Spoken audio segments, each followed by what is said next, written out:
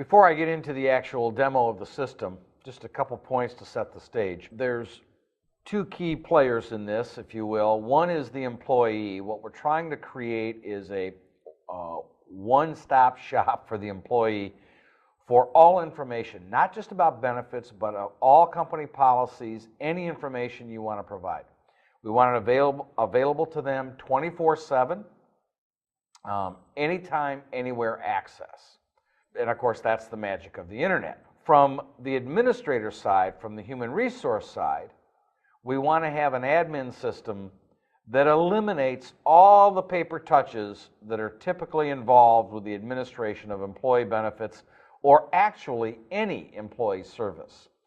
Employers of any size typically will have 6 to 9 touches on the exact same piece of data.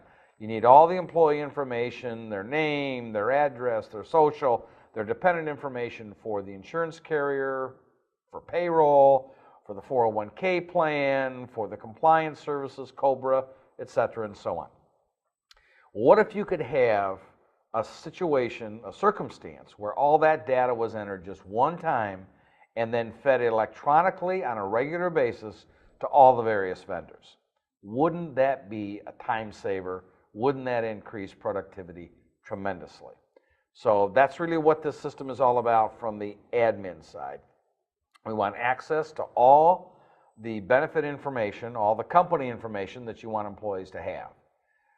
And we want a system that makes the administration of benefits easier, more productive, more correct. So with that, let's get into the system. The first page the employee sees when they log on, and every employee is given their own password and their login information. The first screen they see is what we call the gateway. And the gateway is broken down into 3 parts. The left-hand side is a direct link to WebMD. For those of you that know this, WebMD is a fabulous site for all sorts of information about healthcare, about medicine, about prescriptions. There's diagnosis information, there's prognosis information. It's a terrific website. We also have access to the Cleveland Clinic website and eDoc America, if you prefer one of those. But I think right now it's well recognized that the most popular website for healthcare information is WebMD. Below that, we have a direct link to the Humana Wellness Program. So employees that are interested in that could get information on wellness behaviors. The middle section is all about getting immediate information to the employees. This is where you'd put news about a new benefit you're offering, or news about a new vacation policy, or something like that in the middle section. It's brief summaries. It's not meant to do anything more than really announce some piece of information to the employees. The right-hand section is where there's significant employee use.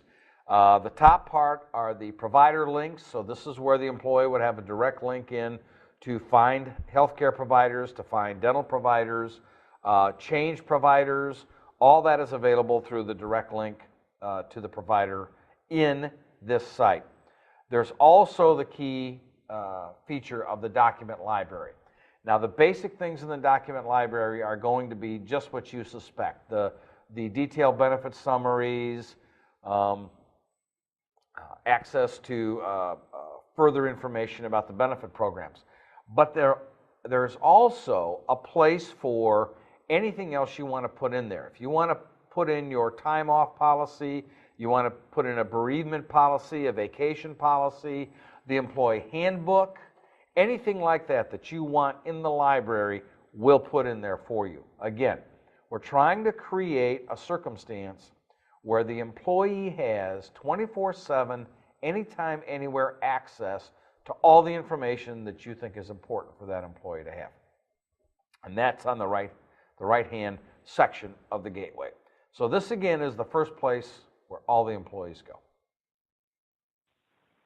Hello, my name's Kristen, and I'm your Employee Benefits Specialist. Employee benefits are a major part of your pay, and your company wants to make sure you get the most out of these valuable benefits.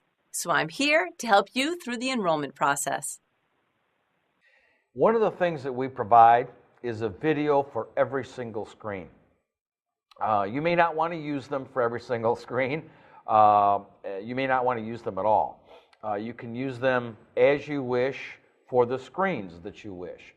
But what we found is videos from 15 to 30 seconds can be very helpful in setting the stage for the benefit, but more than that, helping the employee remember what we said in the general meeting about a specific benefit. This is particularly valuable, I think, if you bring in a new carrier for your health plan or introduce a new benefit, perhaps accident coverage or something like that. These little reminders have proven to be very effective. Again, you can have a video on any screen that you wish. It's pretty much follow the green arrow, very intuitive, as I've indicated previously, very straightforward process. You punch the green arrow and the next screen comes up. This is a rules-based system so that we make it that to minimize employee mistakes. We'll give you a couple of examples of that. But we try to make it so that employees have to follow through the system the correct way or they can't complete the task. First thing we ask them to do is to verify their personal information, their home address, make sure that's still correct. We think it's a great idea to audit once a year. Make sure you have up-to-date information. This is where they would add a dependent if, in fact, they wish to do so, marriage or birth or adoption of a child, something along those lines.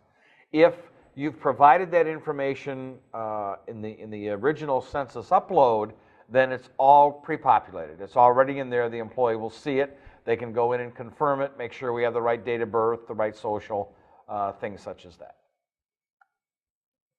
But this dependent information is key in the enrollment process, as you will see. Here's an example of an announcement that we put in. This is the age 26 announcement. Children can be covered now up to the age of 26 as legal dependents on the health care plan. So we want to make sure that they're aware of that, and if they have someone who's eligible, they can cover them. But if they don't have dependents listed, then you'll notice that the enrollment opportunity is only available for a single employee. All the other choices are grayed out. If you look at this screen, you'll see that we have two healthcare choices, a standard PPO and a high deductible plan. And then you'll see the corresponding price tags that the employee pays over on the right-hand side. The numbers we put in are always on a per-pay basis, whether you're bi-weekly, semi-monthly, weekly, whatever it is, that's how the numbers go in, because when it's all totaled up, we want the employee to be able to see what the impact is on their paycheck. We also put these in on a pre-tax and post-tax basis as appropriate, so that's reflected as well. But again, we use a system so that the employees see real numbers when they're finished with the enrollment. As I said, there's no dependents listed, so Dizzy's only choice is going to be single, and he's going to choose either the HSA plan, the high deductible health plan, or the PPO. So he chooses the PPO. That cost to him will be $58.94 per pay.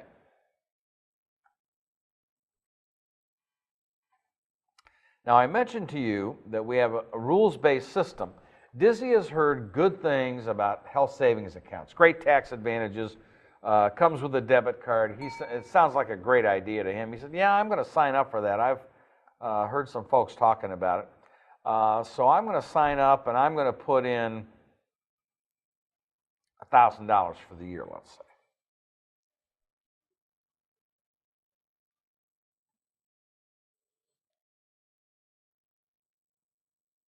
And all of a sudden, a benefit validation error comes up. And what's that about? Well, as I said, it's a rules-based system. As you know, in order to have a health savings account in HSA, you have to have a certain type of qualifying benefit plan. Dizzy didn't choose that plan, therefore he cannot put money into the HSA. So we build in rules all the way through the system so that it helps the employees in not making mistakes. They call them accidents for a reason. You don't see them coming. Since nearly every health insurance plan has deductibles, co-payments, and co-insurance for emergency room visits, you can enroll in accident insurance to help pay those costs. Plan ahead with accident insurance and don't let an accident hurt you financially. Another example of our video and actually an additional PowerPoint slide that shows a quick summary of the two plans that are offered. All this information is in the benefit library, remember, but we like the idea of the video as a follow-up to the general meeting, just to give them a quick snapshot reminder of how that works. The employee then decides if they're interested or not in the benefit. There's two levels of benefit in this example. They can choose whichever one they want, or they can waive, and we'll say for the sake of argument, Dizzy's going to waive. I want to show you one more example of a benefit, and that's critical illness, because this requires a couple of more screens, and I just want to show you how easy that is. We don't need the video. You already know that that exists. I want to show you this next enrollment screen just to show you a couple of other things that happen typically with voluntary benefits when employees want to purchase something beyond guaranteed issue. But let's just take a look. This is critical illness, which requires an answer to the tobacco use. So this is a non-tobacco user. Once that is selected, tobacco or non-tobacco, and again, this is a rules-based system, we have to know that because that's what determines the rates that pop up on the screen. You can see that there's three benefit options, $5,000, $7,500, and $10,000, but the $7,500 and the $10,000 options require additional medical information. And so in this case, we'll select the $7,500 option, go to the next screen, and you'll see that some questions have to be answered. Notice as we scroll down, there are a series of medical health questions. Height and weight, your medical history, and so on. So if Dizzy says, you know, no, it's not worth it to me, I'm not going to go through that whole thing, I don't have all that information handy, forget about it. Okay, so we'll just cancel that out. But he says, I'll buy the $5,000 so I don't have to answer all those questions. That's fine. He selects the 5. There's still a couple of questions that have to be answered. Actively at work, yes. And is this replacing another similar policy? No. Save that. And off you go to the next screen. So as you can see, there's many more screens that we can go through. But you get the idea. You can see how intuitive this is. You just keep hitting the green arrow, selecting the benefits you wish to have, or waiving the benefits you do not wish to have until you get completely through it. When you're finished with all this, and I won't take your time right now to do this, but when you get finished with all of this, you get to a total number of what the cost is per pay. And then from there, you can the employee can print a confirmation statement so that they have a record, if they want a printed record, of what the payroll deduction for the benefits will be. If they don't do that, it's available at any time. The employee can go in at any time, pull that confirmation report off the website, and print it whenever they wish to do so. So that takes care of the overview of the online enrollment. Do you have any questions about that part of the process before we get into the admin side? So now that we've finished the online enrollment portion of the system, let's take a look at the admin side. Again, to set the stage, now that that enrollment has been complete, all the data is in the system, and if no one touches it, on a given day each week, that data will go to all the vendors. So the enrollment selections will go to the health insurance carrier, the dental insurance carrier, the payroll deductions. That information goes to the payroll vendor. Notices for COBRA, if there's terminations or additions of new employees, that goes to the COBRA vendor, all automated, done once a week. Remember, of course, you can always manually override, but the system basically operates on an automated basis. You can also set up automated notices to you as the administrator so that however you want them, every morning, every Monday morning, every Friday afternoon, whatever schedule you like, you can get notified of all the various census activity that took place in that time period. If there's data in the system, we can pull it out in terms of a report. The system has 50 standard reports with room to build 25 custom reports if you wish. That's plenty for almost all employers. But before we get a look at those, or while we're looking at those, I think the most valuable part of this system, besides sending the data automatically, is billing reconciliation. One of the biggest problems all employers have is constantly auditing and reconciling the premium bills from insurance carriers. I want to show you how easy and quick it is to make sure that your premium bill is correct the minute that you get it. What we have to do is run a report out of the system, and we're going to do coverage. We're going to assume you just got a dental premium in and you want to make certain that it's correct before you pay it. You want to make sure that everything is right about it. So we're going to do a coverage report. We're going to select dental. We don't care about the waivers, the employees that waive in this, obviously just the opposite. We want to see who's on the plan according to the dental insurance carrier. And of course we want COBRA in this case because they qualify for coverage if they're paying for it. I always choose, you can see reports can come in either Excel or PDF.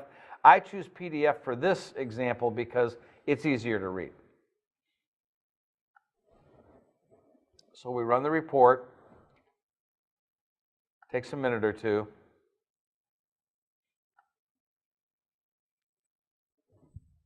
And when it comes up, you can see that you have a listing of all the employees by name, but the most important thing I think to look for is it shows 24 employees on the dental plans.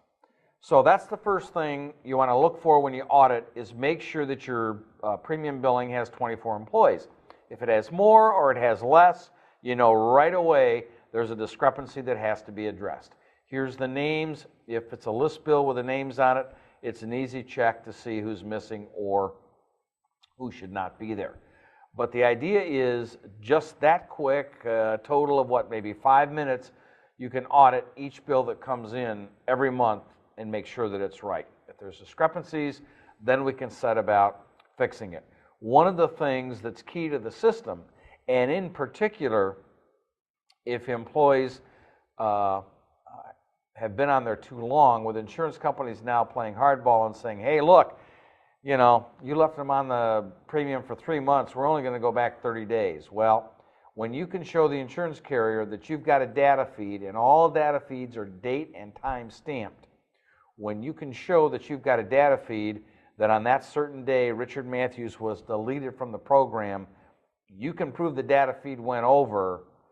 The burden is on the insurance carrier to explain to you how come they didn't take him off the plan. That's no longer your problem. And that is powerful, extremely powerful.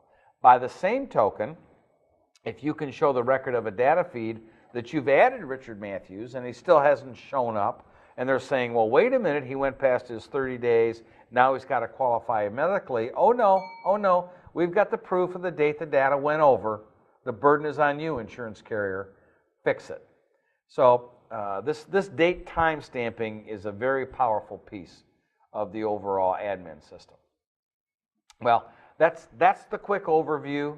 As I said earlier, this is not to be a training session. I'm not going to bore you to death. I just want you to have an idea of how the online enrollment works, how the administration works. Any questions?